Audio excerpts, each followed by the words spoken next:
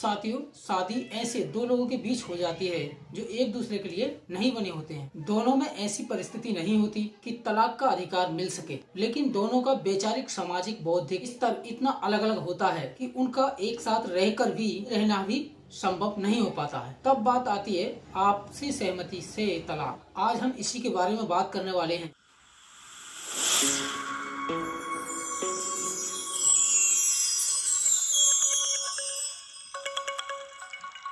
तो नमस्कार साथियों, मैं एडवोकेट सोनू सिंह। स्वागत है हमारे चैनल धाराओं के ज्ञान में।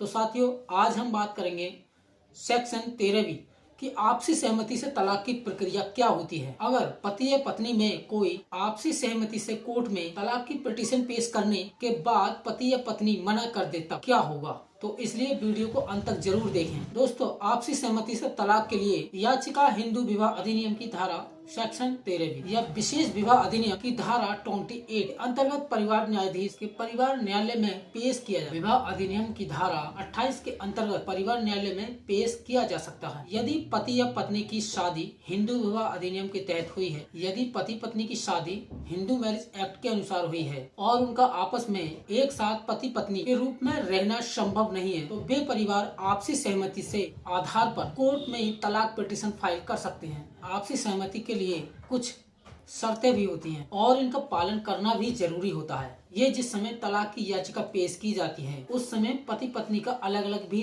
रहना जरूरी होता है। इसके बाद दूसरी शर्त यह है कि दोनों को अलग अलग रहते हुए एक साल से ज्यादा टाइम हो गया है। हालांकि अगर परिस्थिति ऐसी है पति या पत्नी का साथ एक साथ रहना संभव नहीं है, सामाजिक स्तर पर ये लगाव हो चुका है, तो इस शर्त में कोर्ट छूट दे सकता है। तीसरी जरूरी बात यह है कि पति या पत्नी इस बात पर दोनों सहमत होंगे कि वो आपसी सहमति के आधार पर तलाक की याचिका पेश करके तलाक लेंगे और सहमति स्वतंत्र होने चाहिए और किसी प्रकार का दबाव नहीं होना चाहिए। और 4, ये भी जरूरी है पति पत्नी दोनों के द्वारा एक साथ कोर्ट में उपस्थित होकर पिटीशन फाइल की जाए। अगर कोई एक उपस्थित नहीं है, पिटीशन फाइल नहीं की जा सकेगी। अब बात करते हैं पिटीशन फाइल कौन से कोर्ट में की जाएगी। तो इस प्रकार की पिटीशन को सुनने का अधिकार परिवार न्यायालय को होता है और अगर उस स्थान पर परिवार न्यायालय नहीं होता है तो वहाँ के जिला न्यायालय में पिटीशन फाइल करनी होती है।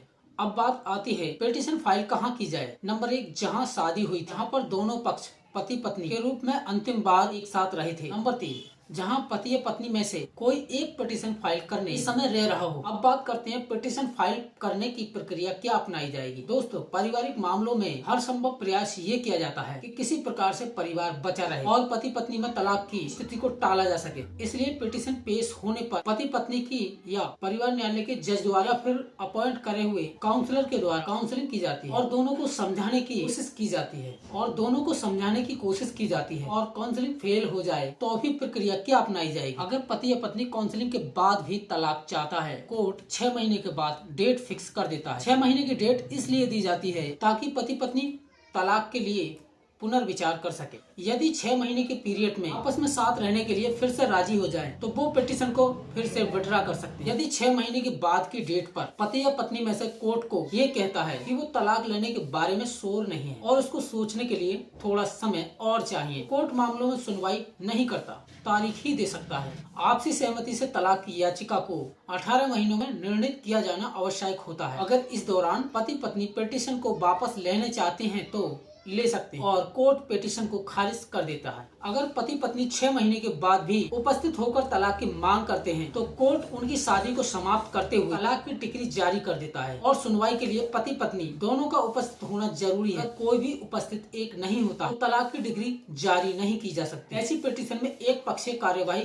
नहीं की जा सकती। साथियों, उम्मीद करता हूँ कि सेक्शन 13वीं आपसी सहमति से तलाक डिवोर्स आपकी समझ में आया होगा, इसकी प्रक्रिया क्या होती है। और साथियों, अगर आपको लीगल जानकारी और चाहिए, किसी तरह की अगर कोई सुझाव हो तो वो कमेंट बॉक्स में दे सकते हैं और हम फिर मिलते हैं नेक्स्ट वीडियो पर किसी लीगल जानकारी के साथ। तो तब तक के लिए जय हिंद।